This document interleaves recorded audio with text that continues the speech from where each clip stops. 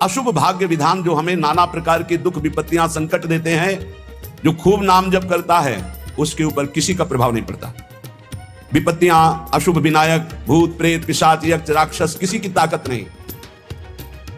कुछ लोग कहते हैं कि आप कहते हैं कि प्रेत सताता नहीं है, तो क्या प्रेत योनि नहीं है? क्या है?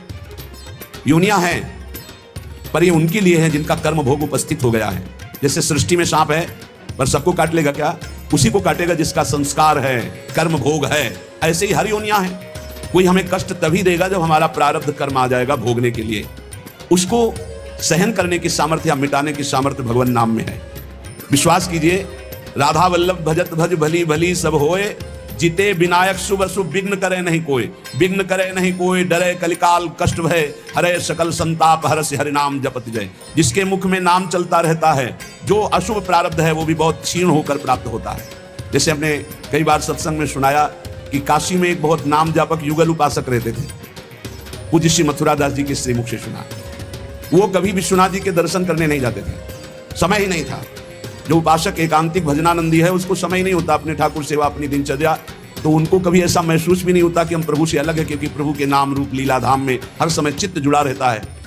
तो काशी विश्वनाथ जी की जो सेवा के प्रधान थे वो बहुत बड़े ज्योतिषाचार्य थे।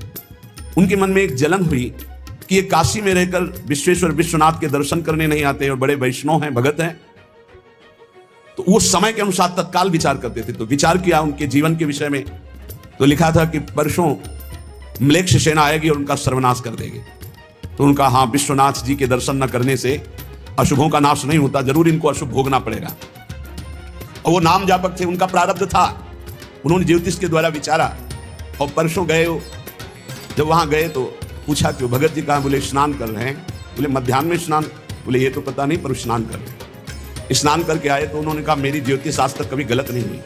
भगवान विश्वनाथ जी के वरदान से मुझे ज्योतिष का ज्ञान है, और 12 बजे आपके पास म्लेच्छ सेना आनी चाहिए थी आज, और वो आपका विनाश करने, तो वो आई नहीं। इसका मतलब मेरी ज्योतिष झूठी हो गई?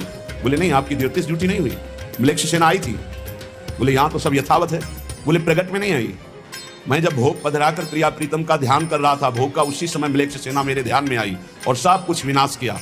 फिर मेरा ध्यान टूटा, तो हमने सोचा चलो प्रगट में ना सही भाव में तो आई, तो इसीलिए स्नान करने गए थे, अब भोग उसारेंगे ठाकुर जी का। ये है ठाकुर सेवा और नाम जप का प्रभाव कि अशुभों को भाव में मिटा दिया, स्वप्न में मिटा दिया, या थोड़ा बड़ा कष्ट देके मिटा दिया। नाम के बल मिटत भीषण अशुभ भाग्य विधान।